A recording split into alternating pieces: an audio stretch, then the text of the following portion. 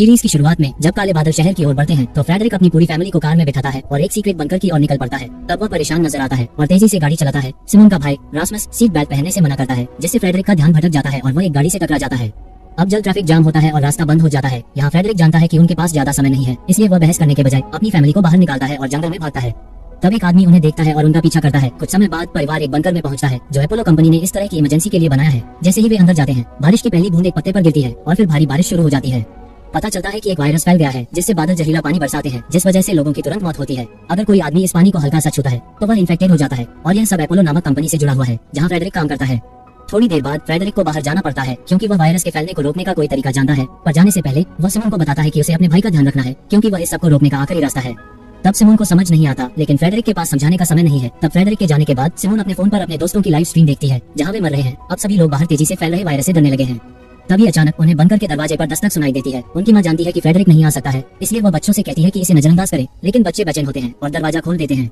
अब बाहर वही आदमी खड़ा है जो पहले ट्रैफिक में उन्हें देख चुका था। तब वह रास्मस को खींचता है क्योंकि वह वायरस के कारण तड़प रहा है। तब उनकी मां उस पर कूद पड़ती है और बच्चों से दरवाजा बंद करने के लिए कहती है।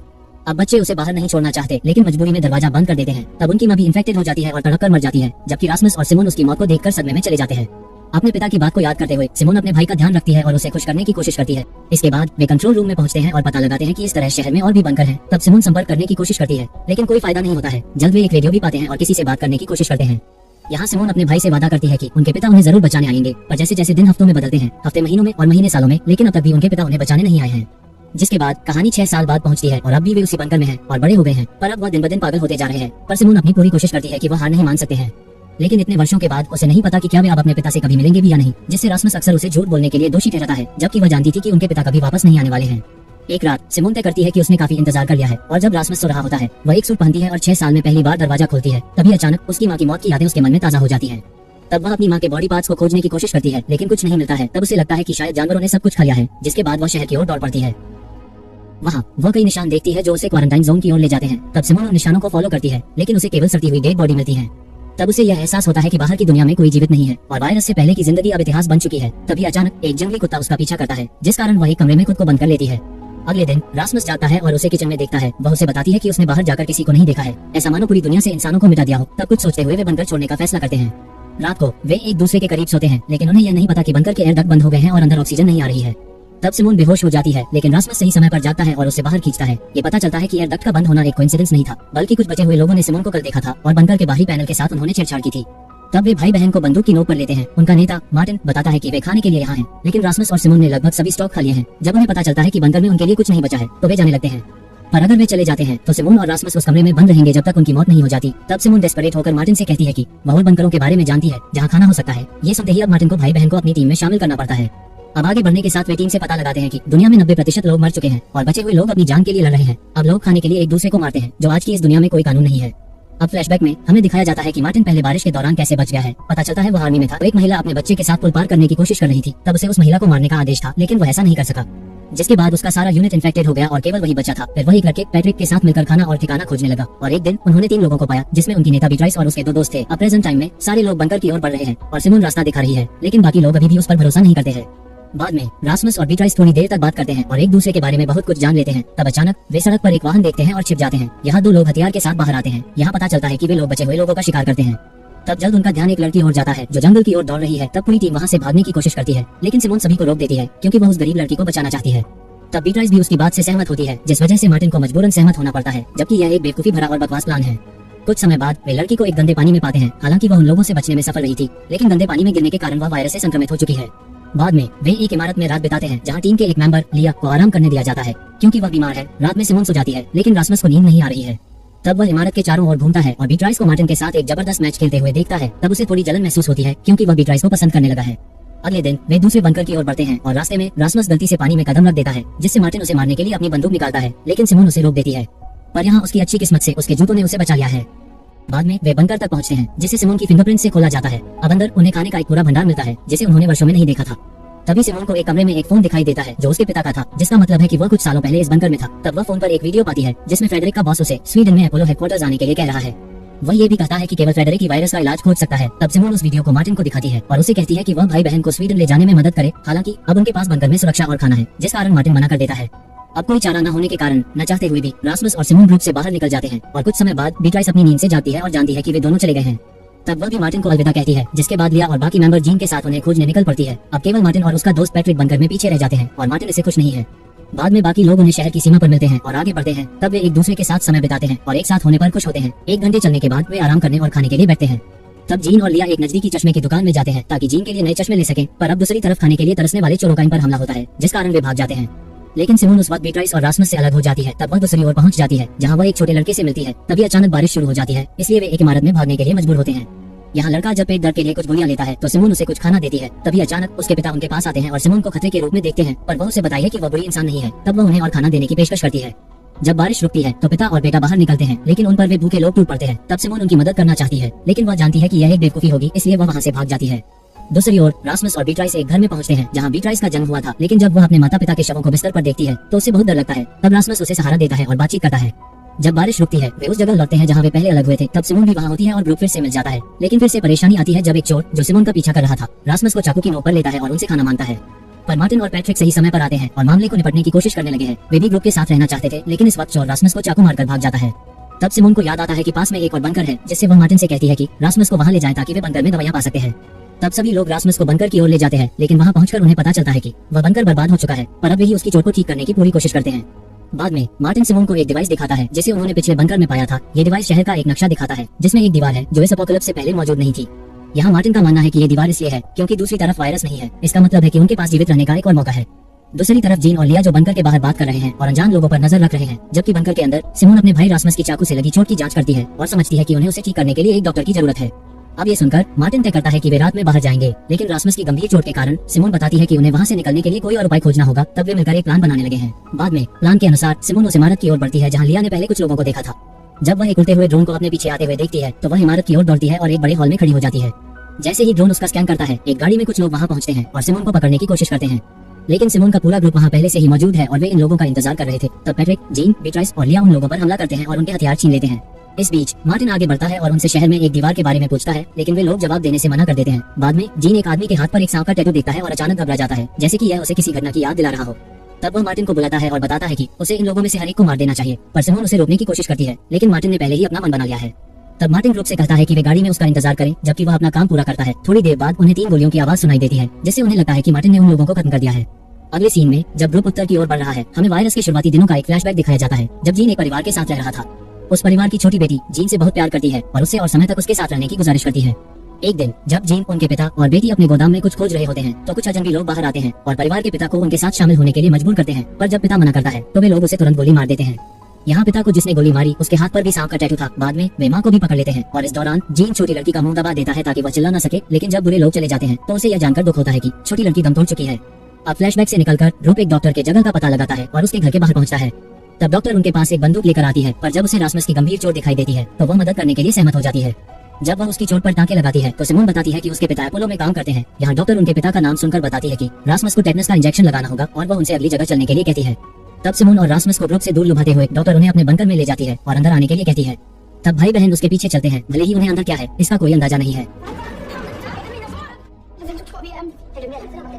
डॉक्टर रासमस को एक कुर्सी पर बांध देती है और जल्द उसे मारने के लिए एक जहरीला इंजेक्शन तैयार करती है। वह ये भी बताती है कि फ्रेडरिक ने ही इस वायरस को बनाया है। तब वह उसके बच्चों की मौत के लिए उसके पिता को दोषी ठहराती है। इस बीच पैट्रिक, मार्टिन और जीन डॉक्टर के घर में खाने की तलाश कर रहे होते हैं। तभी गश्त कर रहे लोग वहाँ पहुँच जाते हैं। तब जीन को एक आदमी के हाथ पर सांप का टैटू दिखाई देता है, जिससे उसे यह समझ में आता है कि मार्टिन ने उन्हें पहले नहीं मारा था, जिस कारण वह बाहर जाकर बंदूक लेकर उसको गोली मार देता है। लेकिन जल्द ही उसे उन लोगों द्वारा पकड़ लिया जाता है। पर अब बाकी लोग उस रास्ते से बाहर निकलते हैं और बंकर के बाहर पहुँचते हैं। ठीक उसी समय जब डॉक्टर रासमस को जहरीला इंजेक्शन लगाने वाली होती है, पैट्रिक बंकर में आता है और उसे गोली मार देता है। इसके बाद जीन को अचानक गायब होते देख सभी लोग परेशान होने लगे हैं, पर ग्रुप जंगल के रास्ते से आगे बढ़ता है, ये सोचते हुए कि वह उन्हें आगे मिल सकता है। रात के समय जैसे ही बारिश शुरू होने वाली होती है और अंधेरा हो रहा होता है, वे घर में रुकने का निर्णय लेते हैं। थोड़ी देर बाद कोई आदमी घर के पास आता है और उनसे कहता है कि यदि वे वहाँ रात बिताना चाहते हैं तो उन्हें अपने हथियार छोड़ने होंगे। अब कोई और रास्ता न होने पर मार्टिन और बाकी लोग अपने हथियार सौंप देते हैं और अंदर जाते हैं। जल्द ही अंदर उनका स्वागत किया जाता है और उन्हें रात बिताने के लिए एक कमरा दिया जाता है। अगले दिन एक महिला कैरन दरवाजा खोलती है और उन्हें जगाती है। वो उन्हें बताती है कि नाश्ता तैयार है, लेकिन पहले उन्हें शावर लेने और साफ होने का सुझाव देती है। तब उसकी बात सुनकर वे उसे मना करते हैं, लेकिन जब कैरन उनके सामने नहाती है तो वे भी कितने दिनों के बाद बेसुरी आवाज में गाते हुए नहाने का मजा लेते हैं। बाद में लिया, बीट्राइस और पैट्रिक नाश्ता करते हैं। तब सिमोन रासमस को डॉक्टर के पास ले जाती है ताकि उसकी चोट की जांच की जा सके। जब डॉक्टर एक इंजेक्शन निकालता है जो पहले डॉक्टर के पास देखा गया था, तो सिमोन सुझाव देती है कि वह बिना किसी बेहोशी के चोट की जांच करे। जब डॉक्टर अपनी तैयारी कर रहा होता है तो सिमोन चतुराई से टेबल पर रखा इंजेक्शन चुरा लेती है। तब वह इंजेक्शन की जांच करती है और पाती है कि यह अपोलो कंपनी का है। इस बीच लिया बालकनी में है और जब कैरन उसके पास आती है तो कैरन लिया से बात करती है और बताती है कि वह उसे अपनी बेटी की याद दिलाती है। तभी हमें एक फ्लैशबैक दिखाया जाता है जिसमें लिया अपनी मां के खिलाफ जाकर दोस्तों के साथ एक पार्टी में जाने के लिए निकलती है। पार्टी में उसकी दोस्त उसके ड्रिंक में कुछ बेहोशी की दवा मिलाते हैं जिससे वह अजीब तरीके से व्यवहार करने लगती है और थोड़ी देर बाद लड़के उसका वीडियो रिकॉर्ड करते हैं और उसे एक बेडरूम में ले जाकर उसके हालात का फायदा उठाते हैं। बाद में जब लिया हैंगओवर से जाती है तो वह खुद को बिना कपड़ों के पाती है और अपने फोन पर अपना ही वीडियो देखती है। तब वह अपनी मां को कॉल करती है और उसे लेने के लिए कहती है, लेकिन उसकी मां बताती है कि उसने और सभी ने उसका वीडियो देखा है। तभी सुनकर लिया चौंक जाती है और घबरा जाती है। तभी अचानक बारिश शुरू हो जाती है जिससे उसके बाहर सभी दोस्त एक एक करके मरने लगते हैं। तभी उसकी मां उसे कॉल करती है और बताती है कि वह उसे लेने के लिए रास्ते में है, जिससे सुन लिया अपनी मां को घर से बाहर जाने से रोकने की पूरी कोशिश करती है, लेकिन उसकी मां नहीं सुनती और बारिश में मारी जाती है। फ्लैशबैक से निकलकर घर के सभी लोग जब अपनी अपनी कहानियां बताते हुए सभी लजीज खाने का आनंद ले रहे होते हैं तो मार्टिन घर के हर कोने की जांच करता है और उसे फ्रिज के अंदर इंसान के शरीर के टुकड़े मिलते हैं, जिसे देखने के बाद उसके पैरों के नीचे से जमीन खिसक जाती है। यहाँ ये खुलासा होता है कि हर महीने यहाँ रहने वाला हर आदमी दूसरों को जिंदा रखने के लिए खुद को मारता है और बाकी लोग उसे खाते हैं। इस बार लिया को एक लिफाफे में एक फूल मिलता है जिसका मतलब है कि उसे चुना गया है। तब कैरन खुद को मारने के लिए तैयार होती है, ये कहते हुए कि उसके जीवन में कोई उद्देश्य नहीं है। बाद में जल्दी मार्टिन और उसके ग्रुप को घर छोड़ने की इजाजत है। इस बीच घर में रहने वाला एपोलो का बकर भी बाहर निकाल दिया जाता है। दूसरी ओर जब मार्टिन और उसकी टीम रात में जंगल में जा रहे होते हैं तो एपोलो का बकर उनके पास आता है और बताता है कि एपोलो कंपनी ही दुनिया के विनाश के लिए जिम्मेदार है। फिर वह एक अजीब वायरस के साथ खुद को इंजेक्ट करता है और तड़पने लगता है। ये देखकर मार्टिन उसे दया से मार देता है, जबकि सिमोन सिरिंज को इकट्ठा करती है। बाद में वे एक कैबिन में रात बिताने के बाद पैट्रिक और मार्टिन जंगल में जाते हैं और अपने अच्छे पलों के बारे में बात करते हैं। लेकिन बातचीत के दौरान मार्टिन बताता है कि वे अब दोस्त नहीं हैं और वह दीवार के दूसरी तरफ जाना चाहता है, पर यह सुनकर पैट्रिक नाराज हो जाता है। बाद में दोनों कैबिन में लौटते हैं और अगले बंकर की ओर जाने के बारे में बात करते हैं। जब मार्टिन सभी को निकलने के लिए कहता है तो रासमस बताता है कि वह चल नहीं सकता है और खाने की खोज में शामिल नहीं हो सकता है। इसके बाद टीम रासमस की देखभाल करने के लिए किसी को उसके पास रुकने के बारे में बात करते हैं, लेकिन रासमस खुद बीट्राइस को चुनता है, जिस कारण टीम के सभी मेंबर बीट्राइस सहित इस पर सहमत होते हैं। जब वे वहाँ से निकलते हैं रासमस बीट्राइस को बताता है कि उसने अपनी चोट के बारे में झूठ बोला था। तब वह उसे अपनी चोट दिखाता है और पता चलता है कि वह ठीक हो चुकी है। वह फिर बताता है कि उसने झूठ बोला ताकि वह उसके साथ कुछ समय बिता सके। बीट्राइस ये सुनकर चौंक जाती है, लेकिन दोनों अच्छे समय का आनंद लेते हैं। दूसरी ओर मार्टिन और बाकी लोग एक बंकर में पहुंचते हैं और जब वे अंदर जाते हैं तो उन्हें बहुत सारा खाना मिलता है। जगह की जांच करने के बाद सिमोन टेबल पर कुछ चित्र देखती है और मानती है कि बंकर में एक परिवार है जिसमें बच्चे हैं। वह फिर पैट्रिक को सुझाव देती है कि वह खाना बर्बाद न करे और इसे परिवार के लिए छोड़ दे। कुछ समय बाद पैट्रिक एक आईपैड पाता है जिसमें एपोलो द्वारा वायरस पर किए गए एक्सपेरिमेंट के वीडियो हैं। तब सिमोन भी वीडियो देखती है और यह जानकर दुखी हो जाती है कि उसके पिता इस एक्सपेरिमेंट में शामिल थे। पर जैसे ही वे वहाँ से जाने वाले होते हैं अचानक बारिश शुरू हो जाती है और उन्हें अंदर रहने के लिए मजबूर होना पड़ता है। अगले सीन में पैट्रिक शराब पीता है और मार्टिन पर गुस्सा निकालता है कि उसने उसे दोस्त नहीं माना। फिर सीन फ्लैशबैक में जाता है जब पैट्रिक अपनी कार में होता है। पता चलता है उसके पिता ने उसे छोड़ दिया है। तब वो तेज म्यूजिक सुनता है और बारिश को देखते हुए सो जाता है। जब बारिश रुकती है तो वह ताजी हवा के लिए बाहर निकलता है, लेकिन अब उसे बहुत से लोग मरे पड़े हुए मिलते हैं।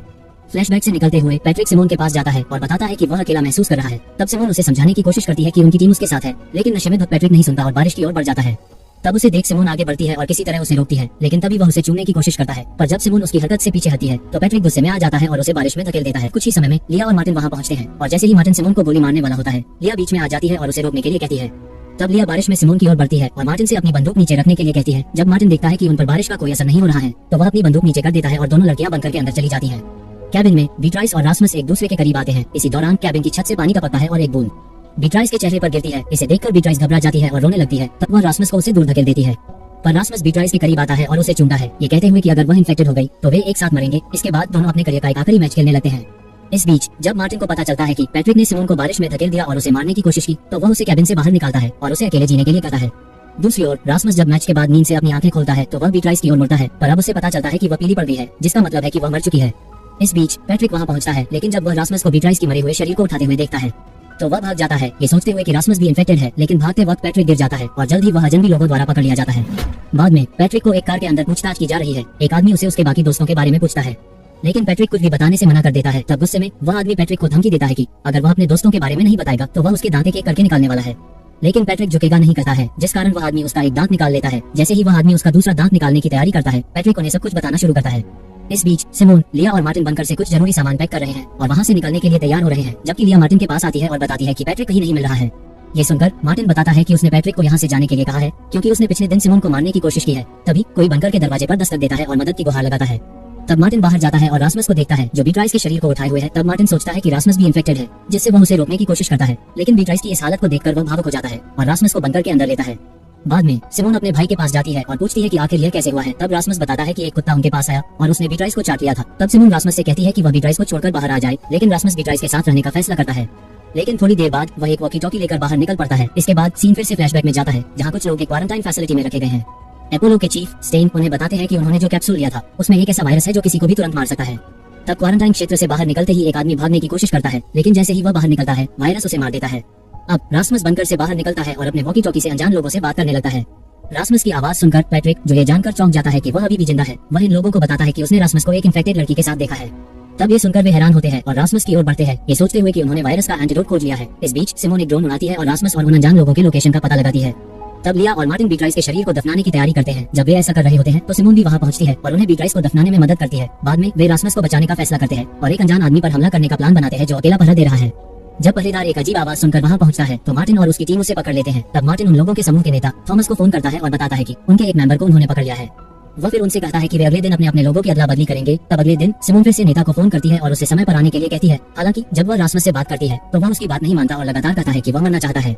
अब ये सुनकर सिमोन थॉमस से अकेले मिलने की बात करती है और वह सहमत हो जाता है। अगले दिन सिमोन जंगल में थॉमस से मिलती है और रास्मस के बारे में पूछती है। थॉमस बताता है कि रास्मस इम्यून है और वही वायरस से दुनिया को बचा सकता है। तब ये सुनकर सिमोन पूछती है कि वे रास्मस के साथ क्या करने वाले हैं और थॉमस जवाब देता है कि वे रास्मस में वायरस का इंजेक्शन लगाएंगे और उसकी प्रोग्रेस को बारीकी से जांचने वाले हैं। इसी समय मार्टिन पहले से पकड़े गए आदमी को लाता है और थॉमस से कहता है कि वह रास्मस को लाए। तब थॉमस मजबूर होकर रास्मस को लाने के लिए सहमत होता है और अपने आदमी के बदले उसे भेजने वाला है। पर जैसे ही रास्मस दूसरी ओर पहुंचता है और अपनी बहन सिमोन के साथ मिल जाता है, गुस्से में रास्मस लिया के हाथ से अपोलो का सिरिंज छीन लेता है और खुद को वायरस का इंजेक्शन लगाता है, जिससे वह जमीन पर गिर जाता है। अब ये देखकर सभी चौंक जाते हैं, लेकिन वे उसे बचाने के लिए कुछ नहीं कर सकते हैं। तब सभी सोचते हैं कि रास्मस मर चुका है, पर वह उठता है और चलने लगता है, ये साबित करते हुए कि वह इस वायरस से इम्यून है, जिसे देखने पर सभी राहत की सांस लेते हैं। इसके बाद मार्टिन पैट्रिक के पास जाता है जो एक घर में है। तब मार्टिन पैट्रिक को उसकी गलतियों के लिए माफ करता है और दोनों फिर से दोस्त बन जाते हैं। बाद में पूरी टीम और वे लोग सिर्फ एक को छोड़कर अपोलो हेडक्वार्टर्स की ओर बढ़ने का निर्णय लेते हैं। पर जाने से पहले जो आदमी पीछे रह जाता है वह रास्मस के माथे पर चूमता है, यह आशा करते हुए कि वह सबको बचा लेगा। कुछ ही समय बाद वे अपोलो हेडक्वार्टर्स पहुंचते हैं और रास्मस और सिमोन को एक कमरे में ले जाया जाता है, जबकि बाकी लोगों को बंकर में इंतजार करने के लिए कहा जाता है। थोड़ी देर बाद सिमोन और रास्मस अपने पिता फ्रेडरिक से मिलते हैं। तब सिमोन उसे देखकर गुस्सा हो जाती है और पूछती है कि वह उनके लिए वापस क्यों नहीं आई, लेकिन इससे पहले कि फ्रेडरिक जवाब दे सके रास्मस चक्कर खाकर जमीन पर गिर जाता है। तब ये देखकर फ्रेडरिक अपने डॉक्टरों को रास्मस को ऑपरेटिंग रूम में ले जाने का आदेश देता है और सिमोन से बाहर इंतजार करने के लिए कहता है। थोड़ी देर बाद फ्रेडरिक सिमोन के पास आता है और उसे माफी मांगता है। इस बीच बंकर के अंदर लिया जीन की जैकेट पाती है और उसे बंकर के अंदर ढूंढती है। थोड़ी देर बाद वह उसे एक बाथरूम में नहाते हुए पाती है और उसे देखकर लिया बहुत खुश होती है और दोनों गले मिलते हैं। तब जल्द ही जीन बाकी टीम के साथ फिर से मिल जाता है और बंकर के बारे में बताता है। जब वे बात कर रहे होते हैं तभी एक वक्त बंकर में आती है और उन्हें कुछ कैप्सूल देती है, ये दावा करते हुए कि वे न्यूट्रिशनल सप्लीमेंट है। हालांकि मार्टिन को इस पर संदेह होता है और वह उससे पहले एक कैप्सूल लेने के लिए कहता है। जब वह कैप्सूल खा लेती है तो मार्टिन और उसकी टीम भी ऐसा ही करते हैं। दूसरी तरफ फ्रेडरिक सिमोन को मेडिकल रूम के बाहर रास्मस को देखने के लिए ले जाता है। जब सिमोन अंदर जाने की कोशिश करती है तो फ्रेडरिक उसे रोकता है और बताता है कि वह अपने परिवार की सुरक्षा के लिए ऐसा कर रहा है। बाद में एक डॉक्टर रास्मस के पास आती है और उसके स्वाब का सैंपल लेने की कोशिश करती है, पर जब रास्मस सैंपल देने से मना करता है और अपने पिता से मिलने की जिद करता है तो डॉक्टर उसे मजबूर करने लगती है, जिससे रास्मस नाराज हो जाता है और वह डॉक्टर के हाथ को काट लेता है। इस बीच सिमोन बंकर में मार्टिन से बात करती है जो अभी भी जाग रहा है, भले ही रात का समय हो। पर इस बार मार्टिन अपने प्यार का इजहार करने की कोशिश करता है, लेकिन फ्रेडरिक वहां पहुंच जाता है, जिससे सिमोन को कॉल को जल्दी खत्म करना पड़ता है। तब फ्रेडरिक सिमोन को सुझाव देता है कि वह अपने भाई के साथ इस बिल्डिंग को छोड़ दें, क्योंकि इस वायरस का इलाज बहुत खतरनाक है और उसे लगता है कि रास्मस इस प्रोसेस को सहन नहीं कर पाएगा। बाद में जब फ्रेडरिक मेडिकल रूम में अपने बेटे की जांच करने जाता है तो उसे पता चलता है कि डॉक्टर जिसने रास्मस को काटने के लिए मजबूर किया था वायरस के कारण मर चुकी है। तब फ्रेडरिक रास्मस से स्वाब लेता है और उसे माइक्रोस्कोप के नीचे तुरंत जांचता है, पर इस समय अपोलो की पूरी फैसिलिटी बंद हो जाती है और लॉकडाउन शुरू हो गया है। तब मार्टिन और बाकी लोग बंकर के अंदर बाहर निकलने की कोशिश करते हैं, लेकिन कोई फायदा नहीं है। तभी फ्रेडरिक को कंपनी के चीफ स्टेन से बात होती है, जो उसे बताता है कि उसे रास्मस के लिए ऑपरेशन की तैयारी करनी है। अब जब फ्रेडरिक सिमोन से मिलता है और उसे बताता है कि रास्मस खतरे में है, तब वह उसे जल्दी से वहां से जाने का सुझाव देता है। इसके बाद सिमोन मार्टिन को कॉल करती है और उन्हें लॉक किए गए बंकर के दरवाजे को खोलने के कुछ तरीके बताती है। अब पहले सिमोन रास्मस को बचाने जाती है और फिर टीम बंकर के बाहर फिर से मिल जाती है और पार्किंग एरिया की ओर बढ़ती है। जब वे फैसिलिटी के लोगों की एक कार की ओर बढ़ रहे होते हैं तो फ्रेडरिक वहां पहुंचता है और धमकी देता है कि अगर वे रास्मस को छोड़ते हैं तो वह भी उन्हें गोली मार देगा। तब ये सुनकर मार्टिन उसके बीच में आ जाता है, जिस कारण गुस्से में फ्रेडरिक मार्टिन पर गोली चलाता है, लेकिन इससे पहले कि वह और कुछ कर सके सिमोन उसके पास पहुंचती है और उसे धक्का देती है। इस बीच पैट्रिक एक गाड़ी लाता है और पूरी टीम वहां से भाग निकलती है। बाद में टीम एक बड़े दरवाजे के पास पहुंचती है जहां वे थॉमस से मिलते हैं। थॉमस उन्हें बताता है कि उन्होंने जो कैप्सूल लिए हैं उनमें बहुत सारे नैनो कैप्सूल हैं और अब जैसे ही वे इस एरिया से बाहर निकलेंगे उनके शरीर के अंदर वायरस बढ़ने लगेगा, जिससे वे तड़प तड़प के मारे जा सकते हैं। ये जानकर कि सिमोन और रास्मस ने गोलियां नहीं ली है, वे उन्हें वहां से फौरन निकलने के लिए कहते हैं। हालांकि सिमोन अपने दोस्तों को अकेला छोड़ने के लिए तैयार नहीं होती है और उनके साथ रहने का फैसला लेती है। बाद में टीम दीवार से पीछे हट जाती है और उस क्षेत्र में ही रहने का फैसला करती है। सीरीज के अंत में स्टेन इन्वेस्टर्स के साथ एक बैठक कर रहा है। तब वह उन्हें बताता है कि उसके बनाए गए वायरस का हथियार के रूप में भी इस्तेमाल किया जा सकता है। वीडियो पसंद आए तो लाइक करें और चैनल को सब्सक्राइब। मिलते हैं अगले वीडियो में। Thank you.